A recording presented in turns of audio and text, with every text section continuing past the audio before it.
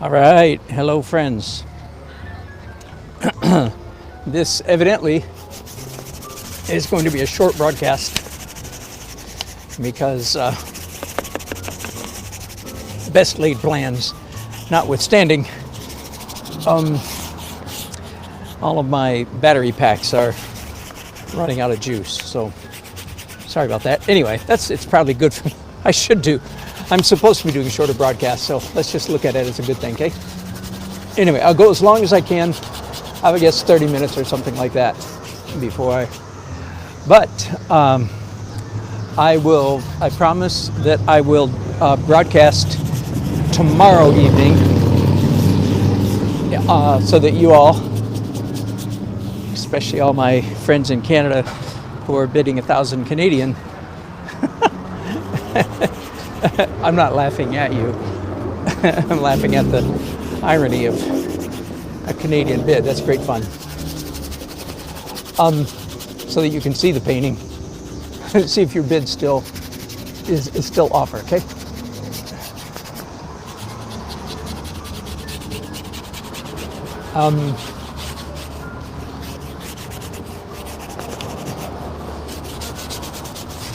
So my batteries are running out of energy, and frankly, I'm almost running out of energy myself. So it's not just the batteries. I've still certainly got a couple hours in me, but. Simon, how are you? Hi, Simon. Very good. Good to see you again. Good to see you. Thank you. Out for a late night? Yeah, I was just debating that. How late am I going to be here? If I want to finish, I'll be here until midnight or 11. But nah, I'll come back tomorrow if I want to. Good to see you. Finished piece. Look really good. Good. Thank you. Thank you. Good to see you again.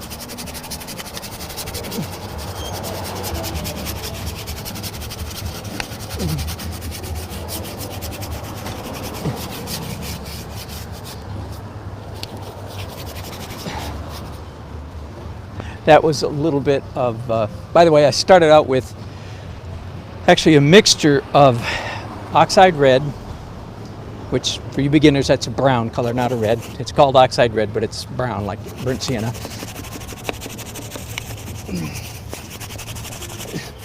Oxide red, Indian yellow, and Scarlet Lake. Again, don't take notes, don't take notes. I'm just saying that for curiosity's sake. I don't think you should study color. I'm sure I'm wrong about that. But I think artists should play color. If there's something worth knowing, I'll be glad to tell you, but most of the time I think artists should just learn to play with color. Learn color by playing with it, not by studying it. And that is a statement I'm not willing to stand behind. I'm not going to die on that hill. But there's a degree of truth to it, I think.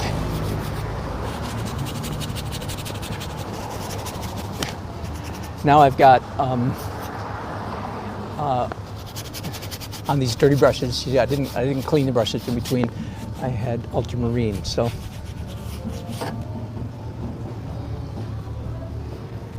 Yeah. And this part right in here. This is one of my favorite phases in the painting process is this oil glaze. I've said it before, and it's really true. I feel like to a very significant degree, the painting really begins to turn into a painting and not a rendering, not just a party picture. Not that it was a pretty picture, but you know what I mean. This glazing stage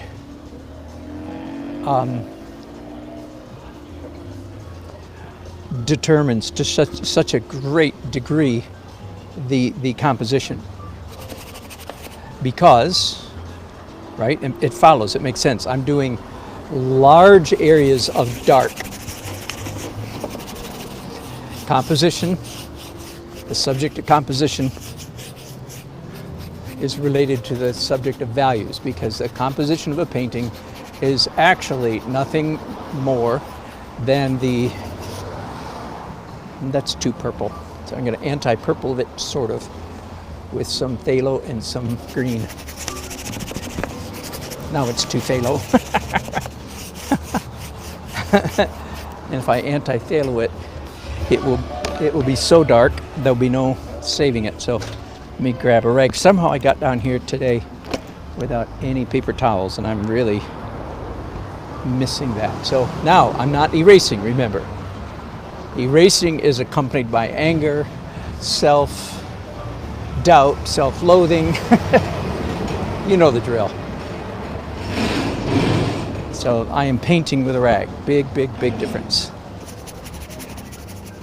Anyway, I enjoy this phase so much, as I said, because it's at this point that really the probably more than any other stage, and it's a real quick and easy stage, as you can see, more than any other phase of the painting process, this stage determines, I don't know if the word dictates is the right word, but gives direction to the overall composition of the paintings. That's what I mean when I say that at this stage it changes from a picture, a rendering, to a composition. Let's go over that again, just for any newcomers that might be watching, or anybody else who wants to hear it one more time. Composition, you ready? Composition refers to, now this is not what you're going to find in the books. This is not what I was taught. You know, I wasn't taught much of anything in college, but that's another story. This is not, if I had been taught, I would not have been taught this. So don't be listening for, oh yeah, I've heard that before. No, I'm not trying to tell you stuff you've heard. This is stuff you haven't heard. Composition refers essentially, in its essence, to the major light and dark zones of a painting. Okay? It's not, yes, it's about shape.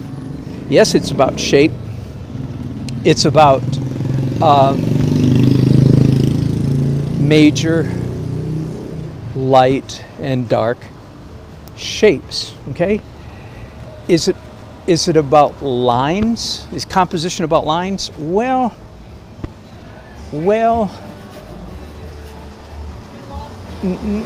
not so. It's not skinny lines like that line right there. It's about lineups. It's about the way things line up. Sure, in that regard, yes, composition is about lines, but no, it's not about skinny lines so much. Okay. Composition is essentially a matter.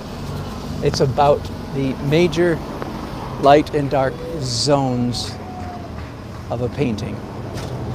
All right? I'm just waiting for that to sink in. All right. Now there are many ways to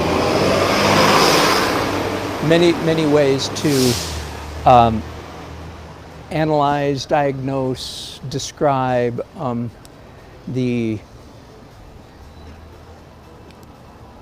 major, but here's, I'm just going to give you one of my favorite, just one, okay? If you're a regular, you'll hear more later.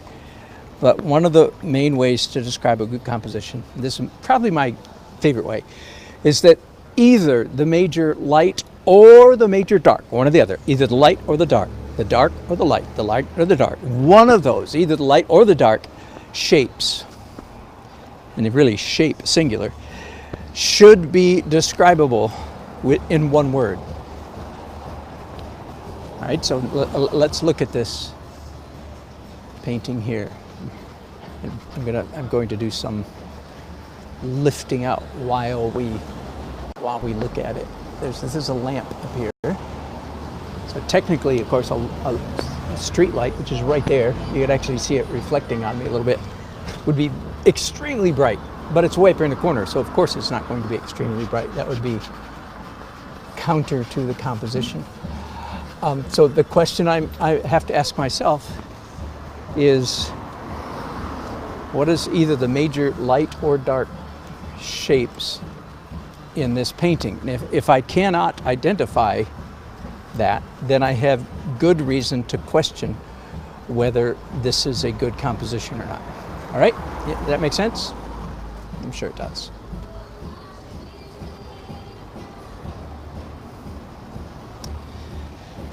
And so I'm actually going to sit down behind you here for a second, look at my composition and say, well, the lights are rather scattered.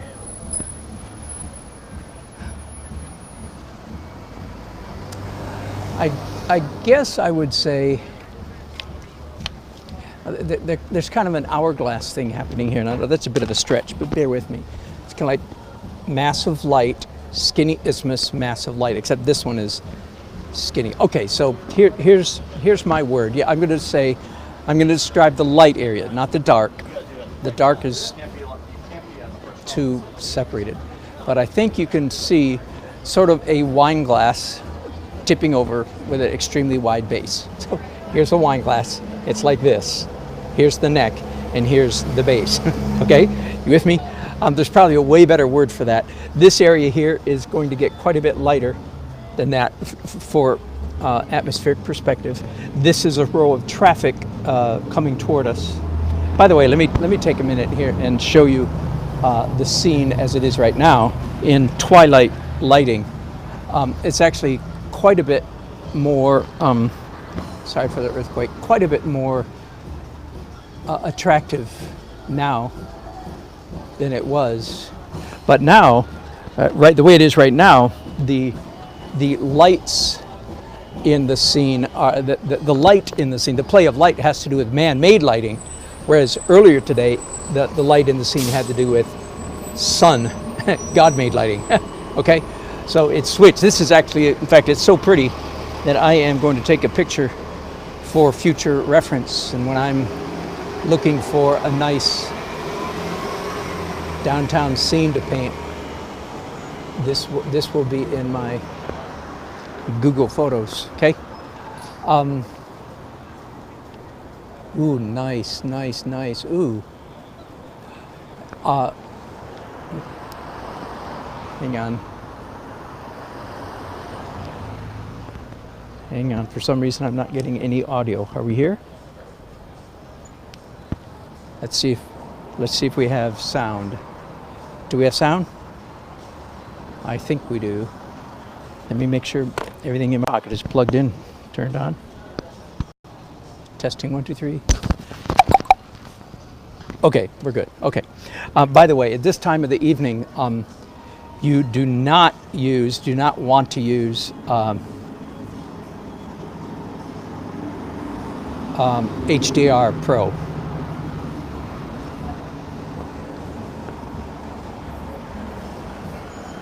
Oh, this is pretty. Wow. I am going to do a painting from this photograph, I bet.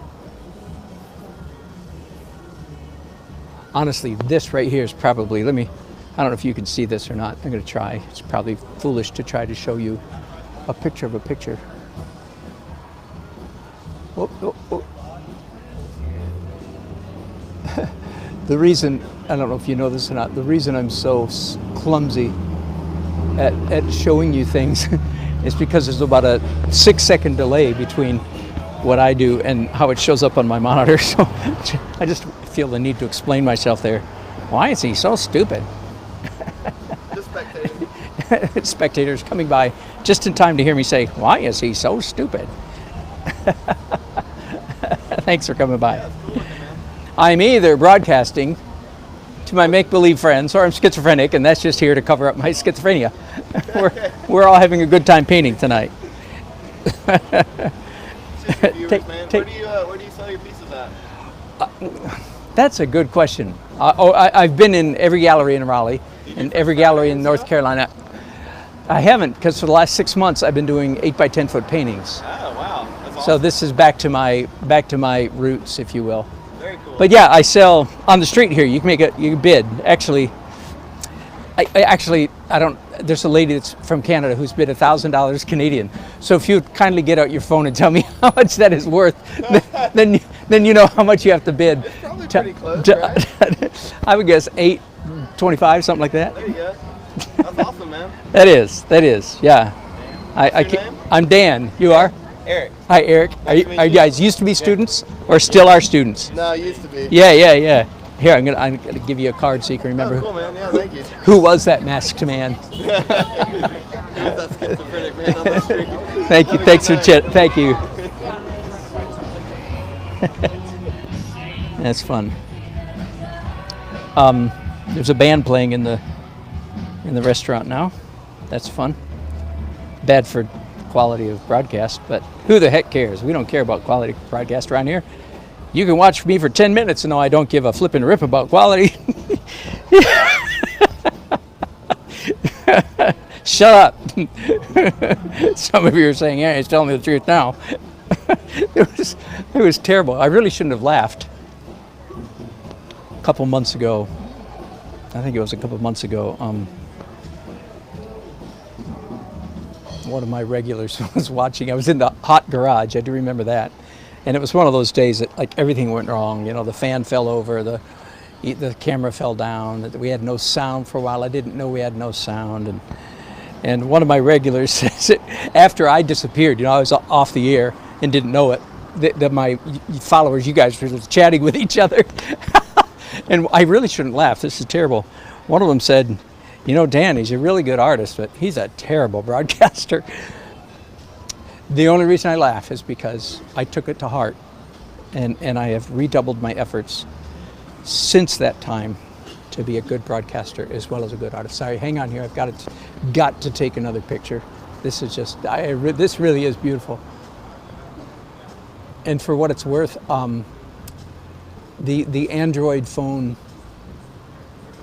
the Android phones really do a fabulous job in this low light environment. It actually looks better on my phone than it does in real life. Now, the iPhones, I'm a Mac guy, you know, on the computer, I'm a Mac guy. But when my wife got us into smartphones, you know, 15 years ago or whatever it was, she went the Android route. But it turns out it was a good thing because for years and years and years, the Android phones totally beat out the iPhone cameras. Did I say that right? The Android cameras totally beat out. So, and last time I checked, they still did. Although, you know, iPhone, they'll always be catching up. Don't worry about them. All right. So the glazing is over, and the composition is cohesive. I am going to do the famous. Take my word for it. Whether you think it's famous or not, I declare to you it is. The famous or infamous fuzz layer. I've been playing around with this fuzz layer thing for the last several months. That is, where does it fit in the process? I used to do it much later than this, and now it's kind of migrated early in the painting process, and that's in fact what I'm doing right now. I'm going to thank you. I'm going to do the fuzz now. Pay later. Fuzz now. Details later. All right. Now, just in case there's anybody who's new. Welcome, if you're new. Good to have you on board. Again, this is going to be a short broadcast because I believe thank you, Deborah, for confirming my sound there. I believe all of my batteries are going to die here. Sorry. So again, in case there's anybody new, the fuzz layer, I call it, is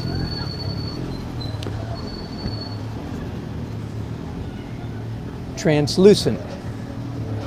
It's opaque paint. It's got white in it, but applied very thinly, like you just saw. So it's translucent, not transparent.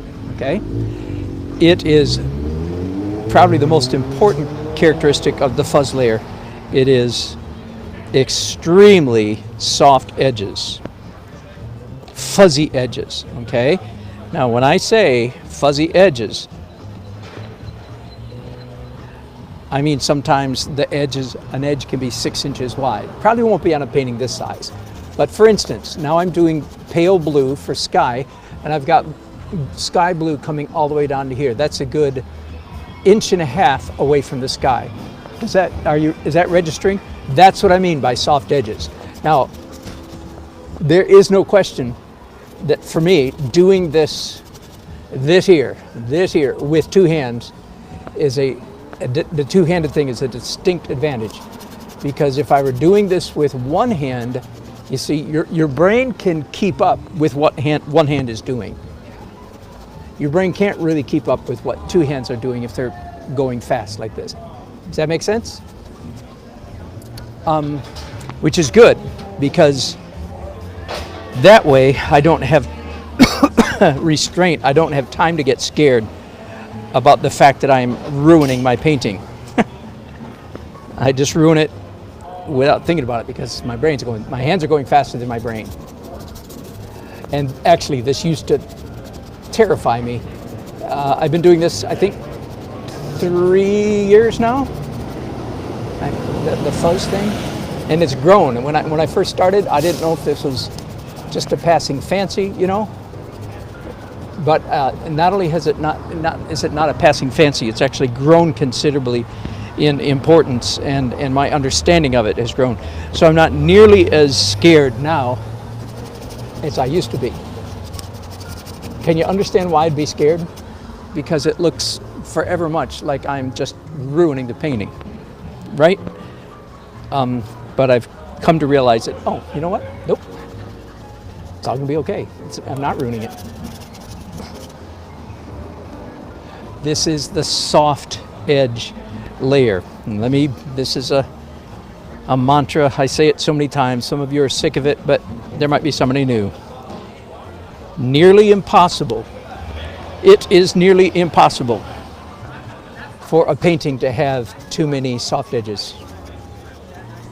It is entirely possible. In fact, likely, like, yea, verily, when he launches into Old English, you know it's getting serious. It is entirely likely that your painting has too many hard edges, as did mine for decades. Why am I so passionate about this? Because I'm the king of screw up in this regard. Does that make sense? Are you getting the picture? I feel strongly about this because, dang, why didn't somebody tell me this like 30 years ago? Maybe I wasn't ready to hear it 30 years ago. That's probably the truth.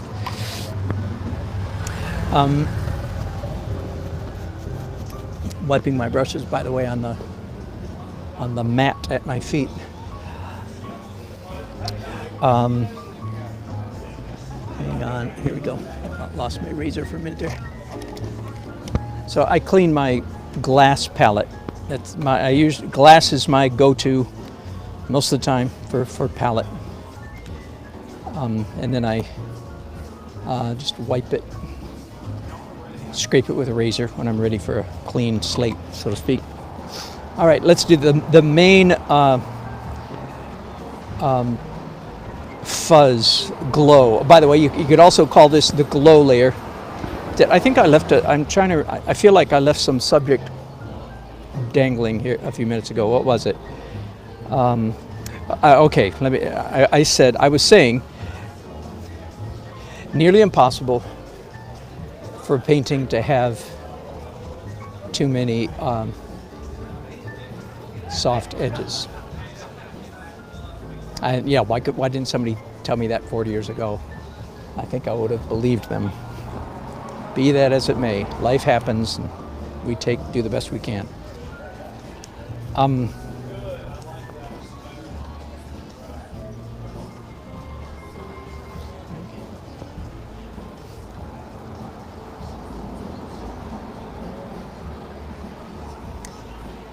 The fuzz layer could also be called the glow layer. Now here's another principle, and I've known this this principle for years. I just didn't call it, I didn't call it glow. Here's the principle. If you want to paint something, I keep changing my mind about these trees back here. They were warm, then they were cool, now they're warm again. I think I liked them cool better. All right, I'll come back and do that later. You could the thing that I knew years ago before I started the fuzz layer is if you want to paint a glowing object, and who doesn't want to paint a glowing object, right? Let's imagine just the quintessential glowing object, a candle or a lantern in a still life. A lovely, lovely glowing candle. Now, first of all, are you aware that if you're going to paint a candle, you want that thing to glow, right? I mean, because it's like has romantic, and I don't mean that in the male-female romantic sense of the word, but it has visual romantic era overtones, right? A glowing candle is just lovely, right? Okay. You paint the glow first, then you paint the flame. You paint the glow first, then the thing that's glowing. So I'm going to have a bunch of headlights and taillights, Where did that come from? And again, let me take you for a minute. There. Do you see headlights and taillights? Yes, you do. There's going to be a bunch of headlights and taillights. And they're all going to be glowing. I'm going to paint the glow first, and then paint the thing that's glowing second or last. So candle, you paint the fuzz, fuzz, fuzz, fuzz, then you paint the flame, not vice versa. Okay.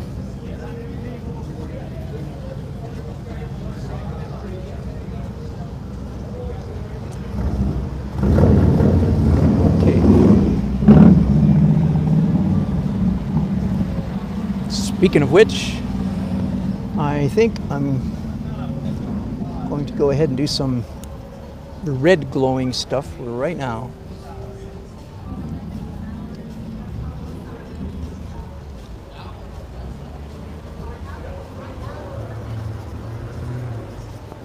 So there's a pair of taillights, one there, one there. Does that make sense? Well, look at the mess. Here's another pair of taillights.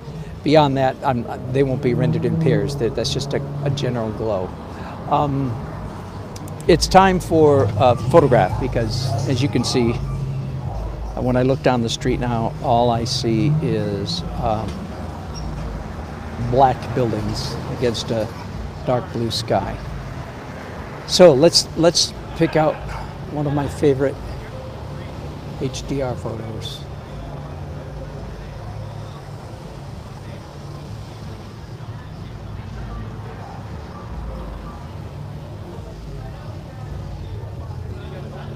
I think it's that one right there. I'm going to edit it.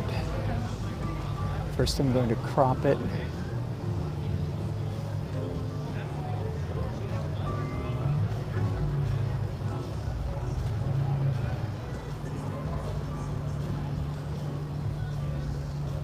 And I'm going to mess with the color and warm it up quite a bit. Saturate it quite a bit because that's just what I do. You don't have to do that. Okay, that's good enough. I'll probably mess with this more again tomorrow, maybe on my computer, and print out an image, perhaps, especially if I don't come back downtown tomorrow. Okay, there's a big red Carolina Ale House sign up here that's glowing, right? Red glow. There we go. And all of these lovely red umbrellas, which in my opinion are a significant element in this scene. It's part of the reason, part of what drew me to this scene early on this evening. There's also an American flag up there. I don't know if I can squeeze that in or not. No, I don't think so. I'll just leave it. Too bad. I love painting American flags. I'm doing some red up here in the sky, just for fun, just for the heck of it.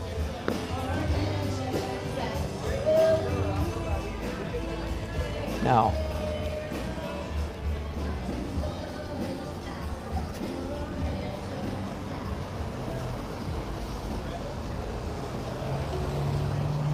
David Vincent, I don't know if you're David Mercer, David Vincent Mercer. I don't know if you're watching or if you will watch later, but yeah, I did check on, it turns out my vanishing point was actually here. For some reason, I was fuzzy-minded earlier and I put it down here, it's here. And now my lines are correct. I actually used a ruler and long lines and so forth to get that fixed up before I started glazing here. I'll continue to check it, of course, as I go, but so far I believe it's pretty close to correct.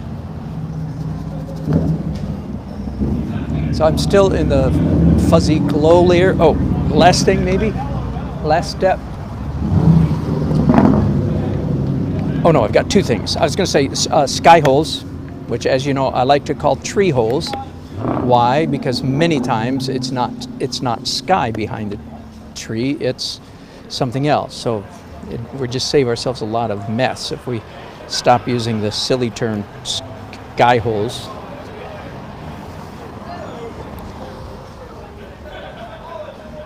And as I say all that way too many times, are sky holes hard edge or soft? The answer is yes. The answer is both. But if you're a student beginner, if you're not an expert at sky holes, I beg of you to start out making your sky holes hard edge. Do not try to do what I'm doing here. I'm a trained professional. Do not try this at home. Because I have yet to see a student painter make their sky holes hard enough. They don't know what they're doing, and they just make not sky dots, which is another separate hazard, but they make sky smudges, and it does not accomplish effect at all. So if you're a beginner, you start out with your sky holes tending toward hard edge, okay? And then as you develop proficiency at the whole sky hole thing, then move on toward soft edges. But always, really, the sky holes, tree holes are, I'm not even consistent myself, am I? Tree holes are hard and soft, not one or the other. There's some hard, some soft. That is, in fact, part of what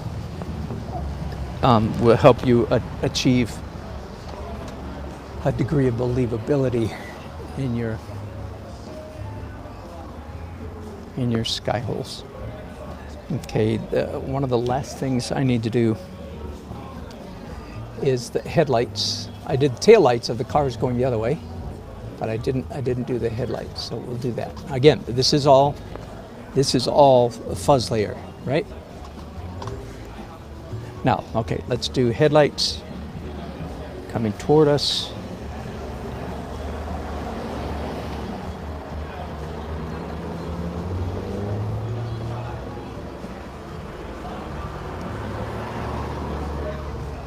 There.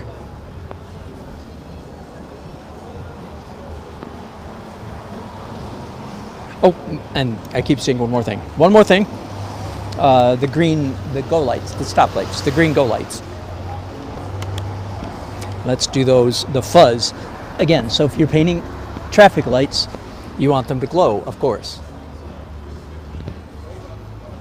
I have to find them there. I couldn't even figure out where they were. So you paint the fuzzy glow first, and then get more and more refined. You've seen me do that many times if you've been here before. So nothing new there.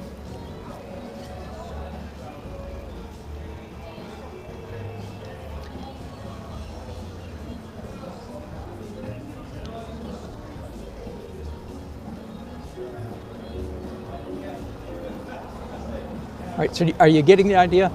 There's a light there. The green fuzz from there to there to there, so far. Does that make sense? So now it goes from there to there. And that doesn't mean that some of those errant marks, like way out here, doesn't mean that some of those might not get covered up. They might. But now's not the time to be careful or conservative. Now's the time to paint like a crazy woman or a crazy man, and just go for it. Worry about editing later. So there's a pair of green lights there, there, and there.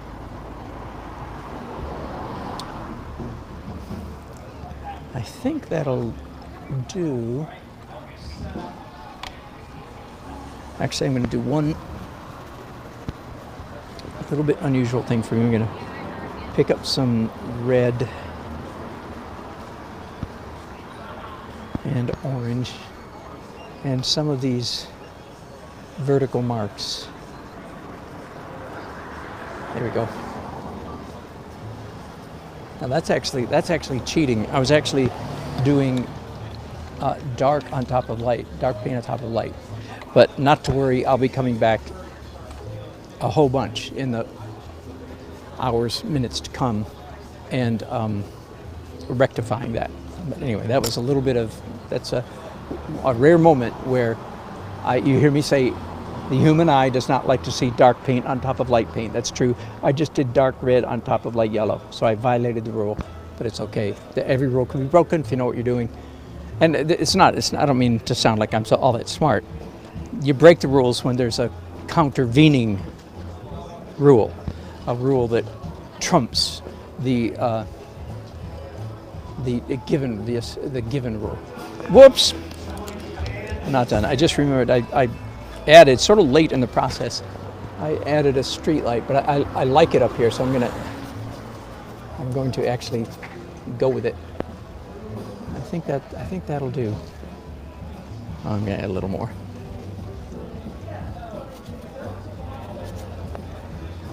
All right, so I'm done the famous or infamous fuzz layer, as the case may be.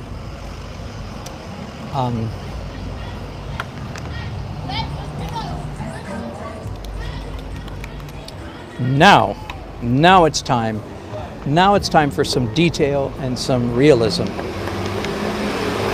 And frankly, after all that crazy, and believe me, it does feel crazy. It feels crazy to me, even after 3 years of doing it. It still feels crazy, but it's fun. I mean, let your inner crazy kid go.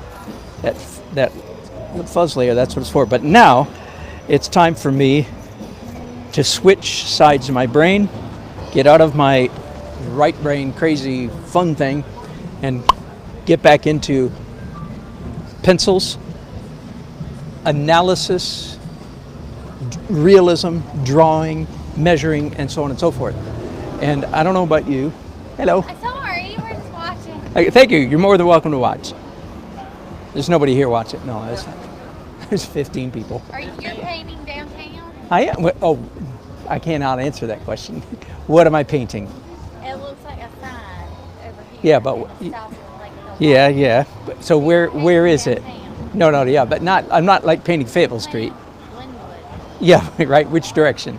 This way. That's right. Now, the sun went down. Okay, Yeah. so when I started, It was light. it was light. See, okay, yeah, but I'm painting that right there. Yeah. Can I have a question? Yeah. It was light, okay? Why is that light on? Because it's not that light. But that's a very good question. Because I'm doing the same cheat that I don't tell any of my artist friends this. Shh. That same The cheat light's that. not on if the sun is out. Yeah, it's evening. The sun, it was like an hour ago, okay? Uh-huh. And I made that light come on earlier than it really did. Right. But you're exactly correct. You're not an artist, but you are analytical. Maybe you are an artist, I don't know, but no, but you're thinking like an engineer or a left brain person. You're exactly correct. What is a left brain person? Analytical, mathematical, linguistic, as opposed to right brain, creative, intuitive. No doubt you're both. But I see like the cars and the lights of the Yeah, so it's the back late. of the It's car. late evening, or it's early evening, and the sun is going down. And yes, I'm exaggerating. That's very astute of you to notice that. Normally, people think it looks nice. It does. It will, but it's not like this at all. But it wasn't daylight either. It was dusky.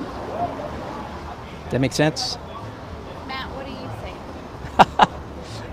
see? That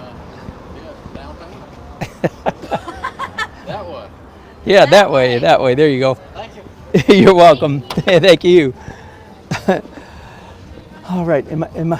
Whoops.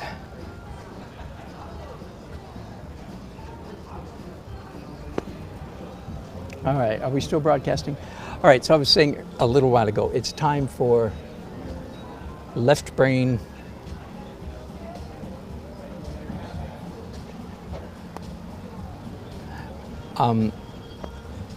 Now it would be appropriate for one of you to not to make a comment. I don't or chat. I don't mean that. And it'd be appropriate for some of you to go, wait a minute. I thought you said you were going to get all accurate and analytical and realistic and draw.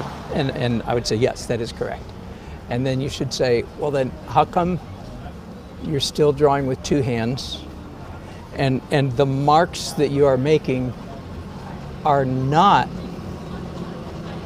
straight, tight, literal, analytical left brain. And if you by any chance perceive that, then way to go.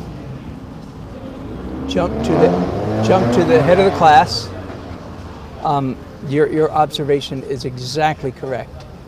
I am not, I would say, slipping into, let me zoom in here a little bit and hope I don't forget to move you. In fact, I'm going to move the camera because I'm famous for forgetting to move you back. So hang on just a second. Let me take a minute and get you all arranged. All right, I want you to see even that right there, that's supposed to be a row of windows.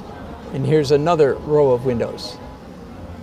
And some of you might be saying, well, Mr. Nelson, don't you have the ability to do like I do and go, and I'm being a little facetious, of course. Of course, you know the answer is absolutely yes. Are you kidding? I can get anal retentive with the best of them.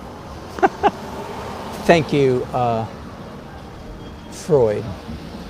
Yeah, I can do that. But the essence of good drawing is not making perfectly accurate marks. The essence of good drawing and painting, and right now I call this drawing, the essence of good drawing is making interesting marks, right? And these marks are interesting. You've heard this lecture a dozen times if you're a regular. The human being is incapable of drawing straight lines, right? Because you're alive and your muscles have a pulse. You can't draw a straight line. So the only kind of line you can draw is crooked lines, but you can draw attractive crooked lines or ugly crooked lines. And the recipe for how do you draw ugly crooked lines, it's real easy. The answer is try to draw straight ones. That's how you draw. That's what creates ugly crooked lines, is trying to draw straight ones. So look at all those crooked lines. They are beautiful. And when you sort of squint, if you will, they give the impression, you wouldn't believe how many times I'm out painting on the street, like I'm doing right here tonight, and late in the process, later than this, somebody will come by, and this happens, it's happened so many times I've completely lost count.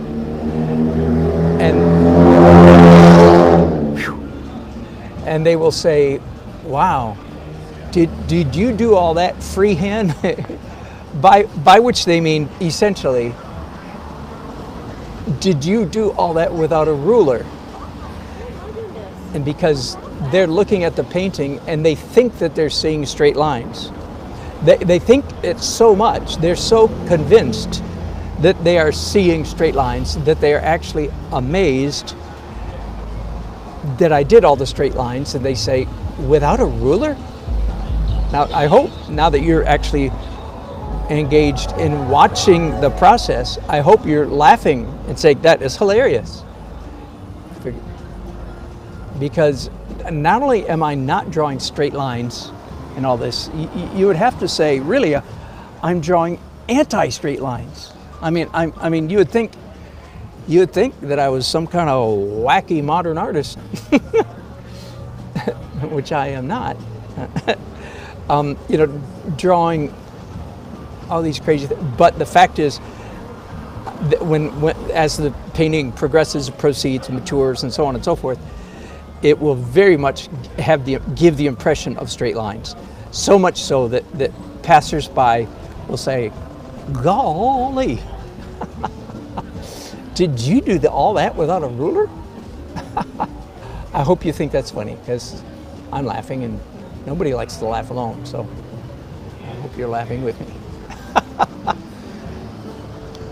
All right, I'm going to back you up now because I'm about to go off screen, shall we say.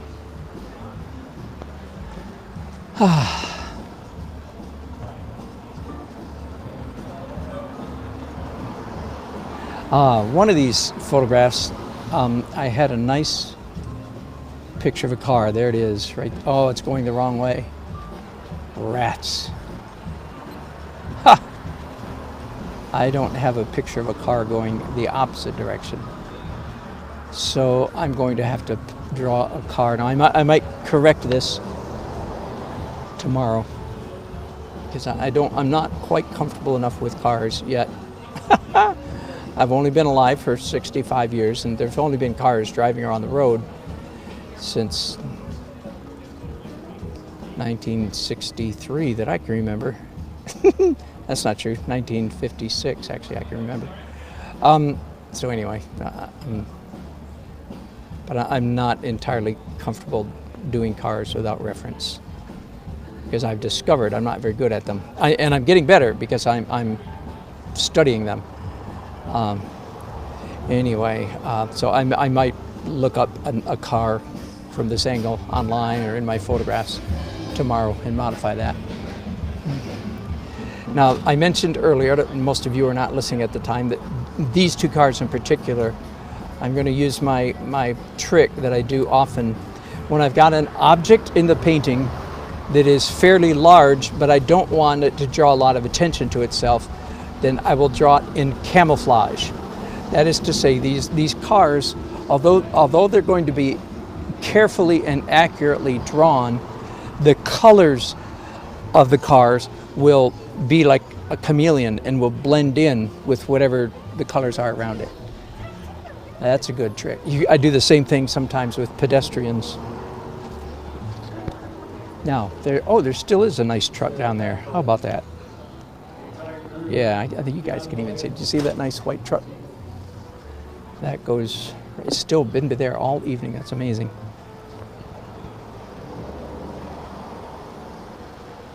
And it's leaning, crown, because the road is crowned, the road is rounded in the middle. So the truck is leaning.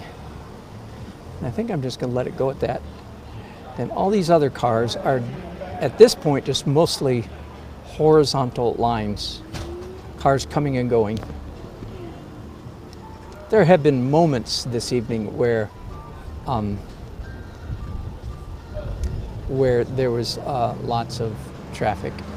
Right now it's not this crowded, but I think it looks nice with lots of cars, so I'm going to draw it that way.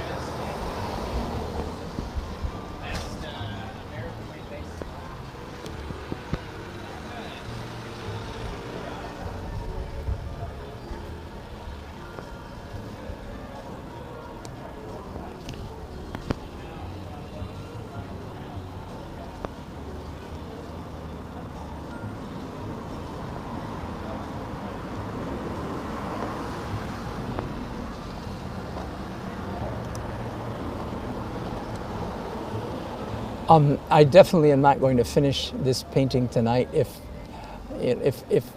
there was some crisis, emergency, competition or something like that, I would continue to paint, but I'm feeling like I don't need to kill myself, so I won't. It's 9 o'clock and my batteries are about to die on you. In fact, let me switch batteries here. So I think my camera is likely to go out now next. All right, so maybe we have a few more minutes. So I will finish the painting tomorrow.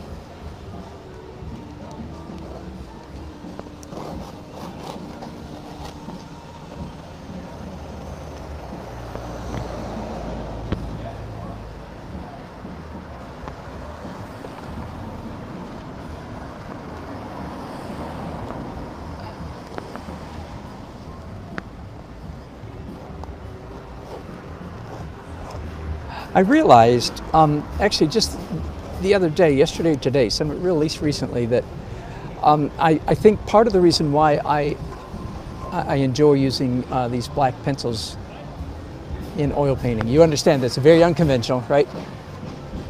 It's all right to say, what? I didn't know we could use pencils in paintings. That's right. Neither did I. Neither did your art teacher. Very, very unconventional. I think, though, one way to put it is that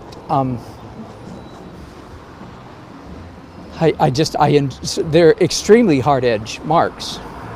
In fact, scratchy, right? And I think somehow because of my painting style, whatever it is, when I'm using brushes, I tend to be very soft-edged. Well, that's not true. No, that's not true. Anyway, be that as it may, I like the hard edgeness. Oh, this car goes the wrong way. Sorry about that. A little bit of perspective issues there. I'll definitely be drawing that car over again. Anyway, I just like the scratchiness. I guess that's nothing new, is it? Nope. Okay, forget I said that. Forget everything I just said. That's enough pencils.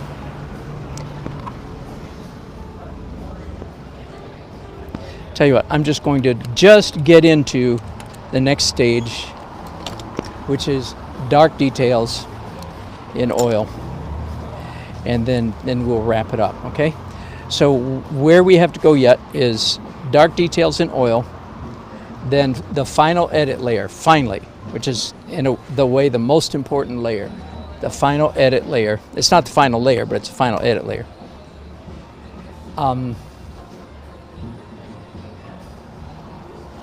And then broken color, and then theoretically I'm done. All right, but for right now, it's dark detail time. So what colors? Any colors I want. Any colors I need. And you might notice, or you might be of the opinion right now, I don't know if you can, how well you can see it, you might feel like there's a little bit too much pencil in this painting. In fact, if you feel that way, I completely 100% agree with you, okay? And I always do that, pretty much. I overdo the pencil because I know that in a few minutes I'm going to obliterate a bunch of the pencil. And I'm operating sort of on the mindset that you can't both yes paint and no paint at the same time. That is to say, you can't put stuff on and take stuff off at the same time. So for a minute there, I focused on putting pencil lines on. That was the yes painting. And now I am taking paint off, so to speak. Not paint, but I'm taking pencil lines off. I'm obliterating them, covering them up, diminishing them. Does that make sense? I hope it does, because boy, it sure felt good coming out. Oh, that sounded strange. We'll just let that stay right there.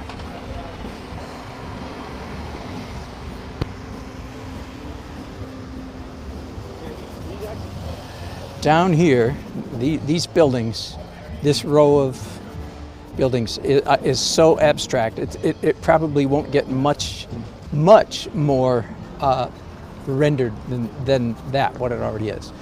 Because I want, as you can imagine, I want really all the, not all, but I want the lion's share of the visual energy to be taken up here and here, a little bit there, right? This arc right through there. So I don't want a whole lot happening in these outlying areas.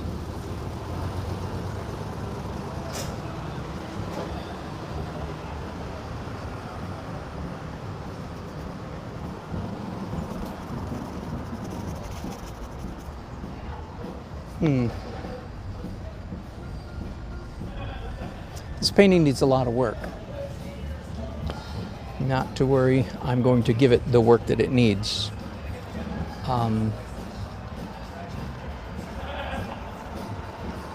going to trust the process, and I do believe it's going to be a really good painting.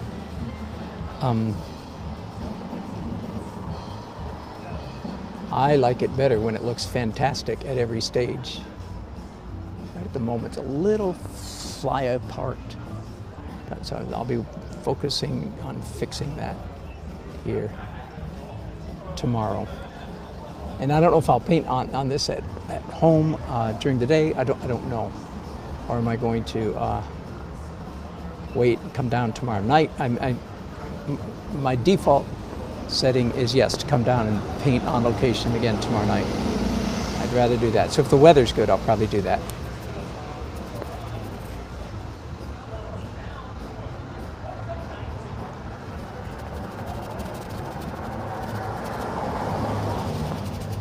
One of the good ways, in my opinion, to paint trees, by the way, is to go back and forth and back and forth. Paint that, typically it's dark tree against light sky, right?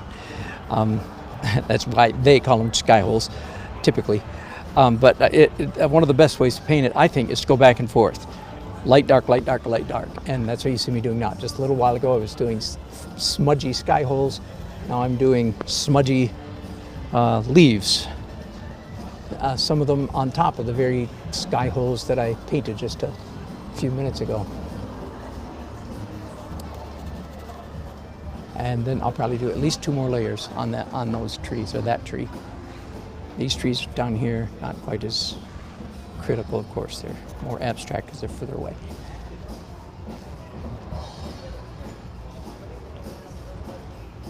All right, but I am going to say, before my batteries tell me I'm quitting, I'm going to stop there. It's a good night's work, and I feel my energy, not so much sore feet kind of energy, but just the ability to really, really focus intensely. I feel it waning slightly. So I say, why take the chance? Why risk screwing up a good painting?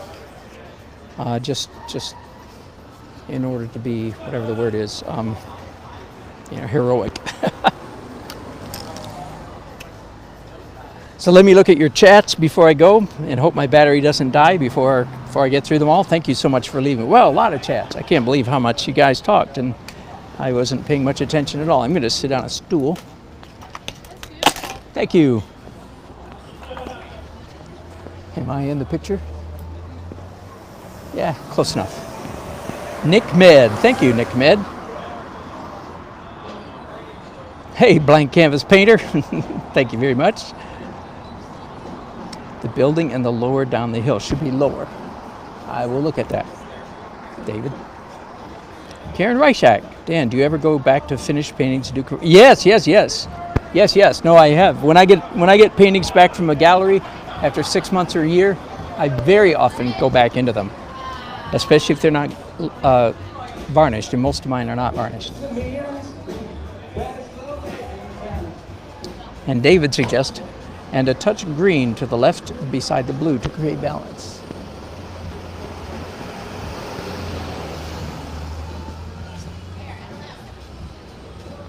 I would love to know where you mean that, David, if you hear this.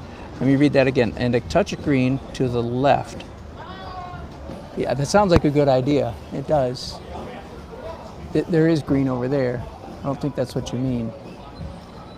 Next to the blue. Oh well, sorry, David. If you hear this, Nancy Nelson, my wife, left a message and then retracted it. And David says, hello, Nancy. And Susan says, hello, Nancy. And, oh, your family is watching. Thank you. Thank you for watching. That's sweet. Hi, David. Hi, Susan. That's fun. Izzy says, hi, Bicca.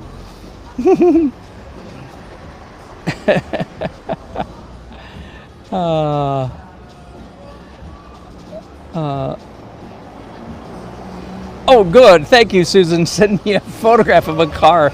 Bless your heart. That's wonderful. Yes, Edward Stripling, having fun as usual. Yes, David, I do price my art per square inch, except when I'm out here on the street, I will take bids. I think, I've got a little sign here that actually explains that. The marketing, the mindset. I said, if you're lucky enough to catch me on the street, then it's just you're lucky enough to get a real good deal on a painting. You're not supposed to undersell your galleries, right? Everybody knows that. David brings up a very good question. Yes, I have in my phone, I have a whole from 8 by 6 by 8 inches up to 8 by 10 feet. I have a breakdown, not only of the prices, but of the price per square inch in another column. So I don't have to, I'm so glad I did that. We should have done that 10 years ago, 15 years ago. You're supposed to, I do price by the inch, except when I'm out here. As you know, I'll take bids and sell really cheap. I sold a painting last Friday for $500, good grief. But you know what? That's not a bad way to make a living. I was out 2 nights painting, $500. That's not a great price for a painting, but it's not a bad way to make a living.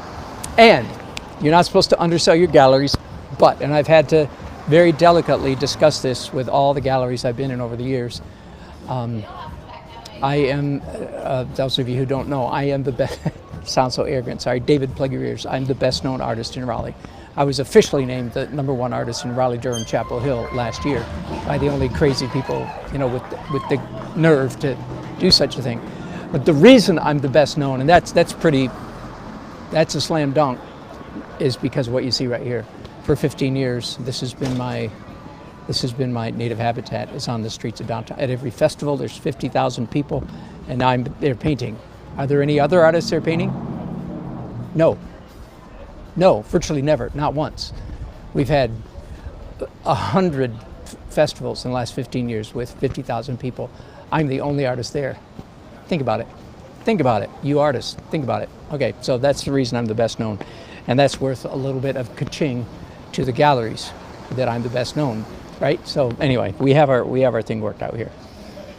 Lori Johnson, more work, more layers. Yeah, keep those layers coming. You're exactly right, Lori. Dwayne Bennett, in a preview, you said that you took a 2-year break from painting. When you resumed painting, do you reckon oiling it? Oh, that's right. Did I never answer your question? Doggone it. Thank you. Sorry about that. I saw that and then I lost it. Sorry about that. Is it? I'm assuming it's Dwayna or Dwana. Forgive me. No, I didn't do anything to it. That's right. I didn't take a 2-year break from painting. I took a 2-year break from one particular painting, and then the William Bouguereau imitation. When I came back to it, I wiped it off with a clean rag. I didn't soap it. I heard this one time though that Russian artist, cut an onion in half and rub the onion all over. That just makes you cry, and then you're a better painter because you're emotionally involved in your work. That's a joke. Anyway, I'll go 60, another $2. My dear friend Horatio, I owe you, my friend. Thank you so much. I appreciate that very much. Time for wine. Yeah, it is time for wine.